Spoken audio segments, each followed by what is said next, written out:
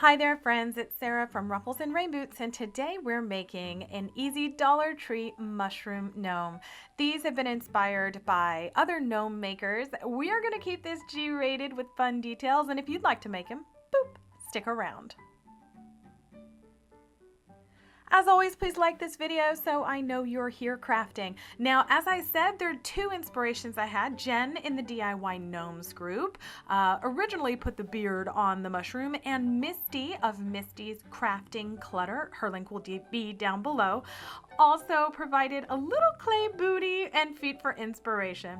So I'm using a ceramic mushroom. You can use any ceramic mushroom if you're using polymer clay. Now, polymer has to be baked, so if you're using a plastic mushroom, you're gonna have to go with air dry clay.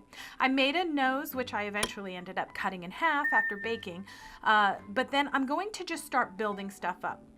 Here I am getting an idea of what I want the little cheekies to look like, but basically you're just going to throw some clay on first. Now, if you are using my method, you don't have to use anything to fix the clay. If you are only going to add clay to different little parts and pieces, please use Sculpey's liquid clay, and that will make sure it doesn't just come off or break off. So again, I'm going to be wrapping the entire thing. After I build up the mound for the derriere, I'm going to mimic the lines. So I wanted to make sure that I brought those lines in from the original Dollar Tree mushroom because they were actually kind of cute. These are great even just when they're painted. You don't have to add anything like a booty. So to make the derriere, I just split a little portion of the mound with my paintbrush and then use my fingers and the paintbrush to smooth everything out. I then took about a 2¼ inch piece of clay and I'm going to split it in half. It doesn't have to be exact, but you do want it mostly the same so you can make 2 legs. Make a very chunky ankle, a cankle if you will, because we're going to need to take some of that clay to affix it to the gnome. So I turned it over and created a divot in the bottom of the foot and the ball of the foot just by using a paintbrush. I also made a nice little slope for the top of the foot before I cut these toes. I don't know how many toes a gnome has, but I'm going with 5. So I made 4 slits in the front and then just used my fingers and the paintbrush to sort of smooth it all around. There's not a lot of detail because these are rather small, as you can see, but if you want to add a toenail, I have a video where I showed you all how to do that. It's super easy. Okay, so once those are all shaped and smoothed out on the top and the bottom, you can gently press it into the mushroom while we work on the second one. So you can see, just press it in just a little bit, get it to stick. Squish it. And then you make your second foot, which I'll do off camera. All right, so once you have both feet, you're going to press it into the mushroom and then sort of pull the clay away from it. So use your fingers and just pull down that clay. It will thin out your foot a little bit and make sure that they're aligned so they're not hanging below the booty or below the part that sits on the table. Okay, so now as I said, I'm going to be wrapping the entire thing in this color clay. If you're not, please use air drying clay instead of baking clay.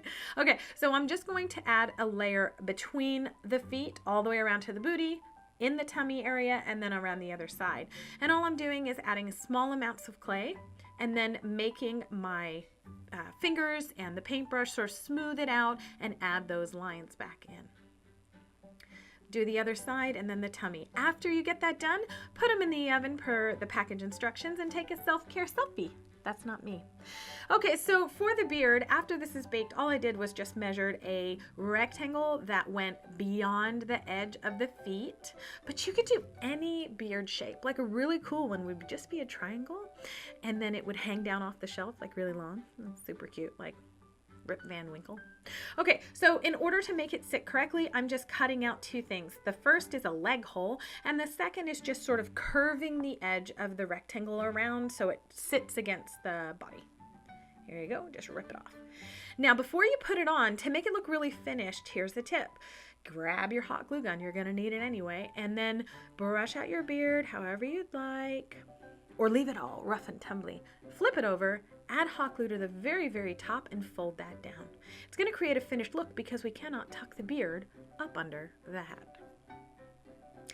I created a faux mustache by just splitting the fur in the center, and then I'm going to position it and glue it on directly to the mushroom. Squish. Do you like my sound effects? I could up my production value and get you a nice sound effect machine. Okay, so once that is on, I'm just messing around with it. Go ahead and affix your nose. Now, again, I'm cutting a baked, I don't recommend this, a baked round. I just split the fur to the fabric backing and stuck this right on the fabric. Now, after this is all baked and everything, everybody kept wanting to lift up his beard. Hello. So I took a piece of green clay and I made a fig leaf. And then I shaped it to the body. I baked it and then I glued it to the gnome. And guess what? That's it. I stuck a butterfly on its head. What do you think? This is such a fun, really fun, easy craft. You get a lot of detail for not a lot of work. Thanks for being here. Please like and subscribe for more crafty fun.